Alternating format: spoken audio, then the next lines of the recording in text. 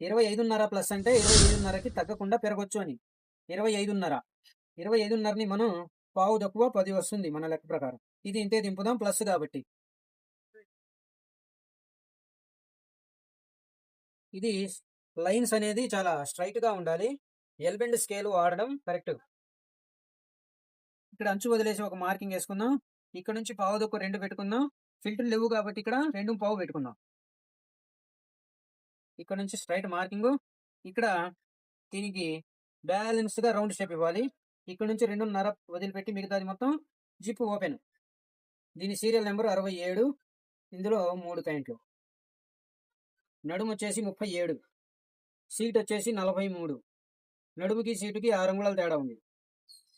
ఇప్పుడు నడుములో 4వ వంతు 9 ఖర్చుతోటి 2 వైపులా మన ఖర్చులు కావాలి. 2 వైపులా హాఫ్ ఇంచ్ పడతాం కాబట్టి 10 కలుపుకుందాం. 1 ఇంచ్ ఎక్స్ట్రా అనమాట. 9 నడుము ఎక్స్ట్రా 1 ఇంచ్ 10. ఇక్కడ 43. 43లో 4వ వంతు పావు తక్కువ 11. ఇది పావు తక్కువ 11. ఇక్కడ ఖర్చు యాడ్ చేయలేదు. మన ఖర్చు వస్తేనేమో కలుపుకోవచ్చు, లేకపోయినా మనకేం కావాలి, ఇక్కడ నడుము సీటు తొడలూజుకి బ్యాలెన్స్ అనేది కావాలి. ఇప్పుడు ఇక్కడ తొడలూజు వచ్చేసి 27.5 ప్లస్ ఉంది. ఇది కూడా 27.5 ప్లస్ అన్నమాట, అంటే ఎక్కువ ఉండాలని.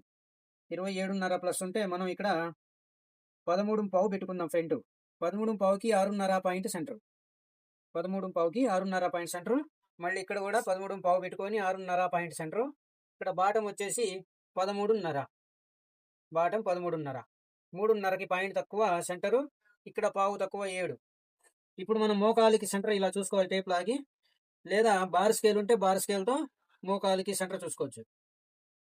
సెంటర్ పాయింట్ ఇలాగే పెట్టాలి. సెంటర్ మోకాలికి సెంటర్ ఇలా పెట్టుకోవాలి. ఇప్పుడు ఇక్కడ మోకాలు లూజ్ వచ్చేసి 19 ఉంది. 19 అంటే పావు తక్కువ 5 సెంటర్. కానీ మనం ఇక్కడ 4.5 పాయింట్ సెంటర్ పెట్టేసి ఇక్కడ పావు తక్కువ 9 పెడదాం. బ్యాక్లో కొంచెం పెంచుకుందాం.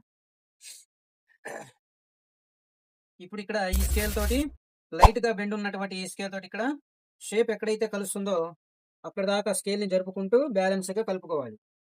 తర్వాత ఇక్కడ స్ట్రైట్ మార్కింగ్, మోకాలు కాడ నుంచి కిందకి స్ట్రైట్ మార్కింగ్.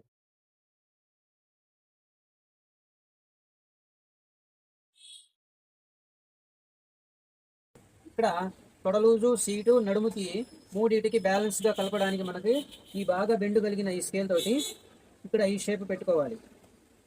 ఇలా ఇలా కలుపుకోవాలి. ఇక్కడ నుంచి కలవాలి. ఇది ఇక్కడ నుంచి కాదు మనకు కలవాల్సింది, ఇక్కడ నుంచి. ఇక్కడ ఒక పావు ఇంచు తగ్గింది. ఇది మనం టోటల్ రౌండ్లో కొలుసుకుంటాం. ఇప్పుడు ఇక్కడ మనం ఒక హాఫ్ ఇంచ్ ఎత్తు పెంచాలి సైడ్లో. ఇక్కడ ఫ్రంట్లో వచ్చేసి ఒక పావు ఇంచి డౌన్ చేద్దాం. ఫ్రంట్లో పావు ఇంచ్ డౌన్ చేసి సైడ్లో హాఫ్ ఇంచ్ ఎత్తు పెంచుదాం. క్రాస్ పాకెట్ల వైపు హాఫ్ ఇంచ్ పెరిగింది.